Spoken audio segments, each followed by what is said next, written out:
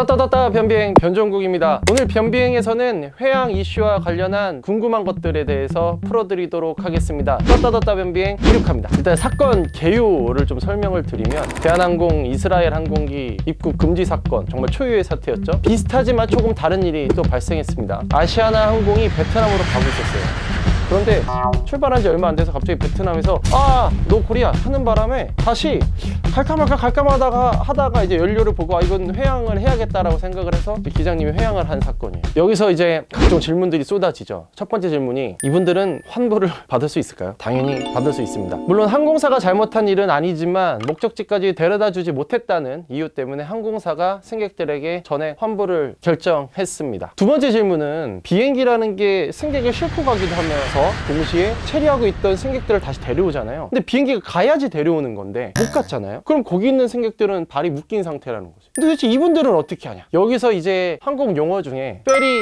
플라이, 페리 비행이라는 게 있습니다. 승객이나 뭐 화물 같은 거를 탑재하지 않고 빈 비행기로 갔다가 승객들을 다시 태우고 오는 비행을 말해요. 이번 경우엔 체류객이 베트남에 묶여 있죠. 근데 비행기는 못 갔어요. 그럼 이분들을 태워야 되니까 페리 비행으로 가는 거예요. 승무원만 태우고 갑니다. 시운 갔다가 여기서 이분들을 다시 태우고 오는 거죠. 페리 비행은 항공사 입장에서만 보면 엄청난 손해예요. 빈 비행기로 가잖아요. 가는데 한 명도 태우지 못한다는 것 때문에 손해를 감수하고도 고객과의 약속을 위해서 페리 비행을 합니다. 갈 때 조종사 분들은 일을 하십니다. 맞죠? 그러면 내려서 쉬셔야 돼요. 근데 지금 입국 금지가 돼 있어요. 그래서 퀵턴을 해야 돼요. 내리면 바로 와야 돼요. 그래서 근로 시간이 초과될 수가 있으니까 조종사를 두 팀을 태우는 겁니다. 갈 때 팀, 올 때 팀. 항공사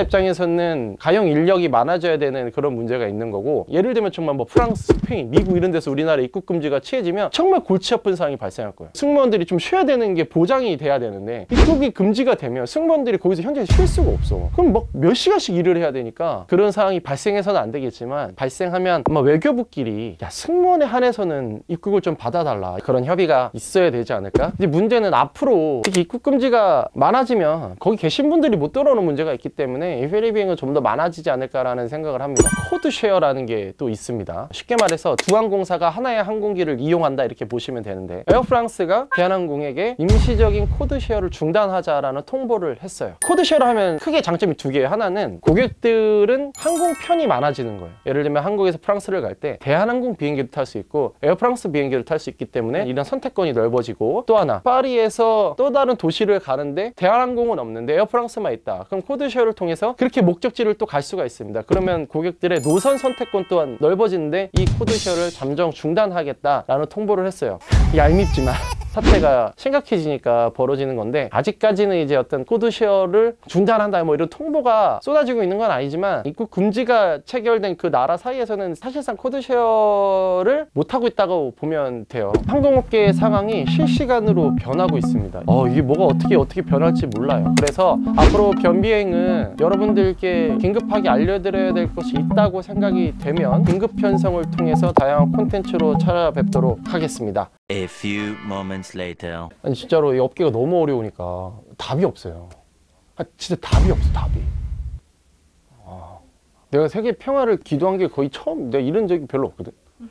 정말.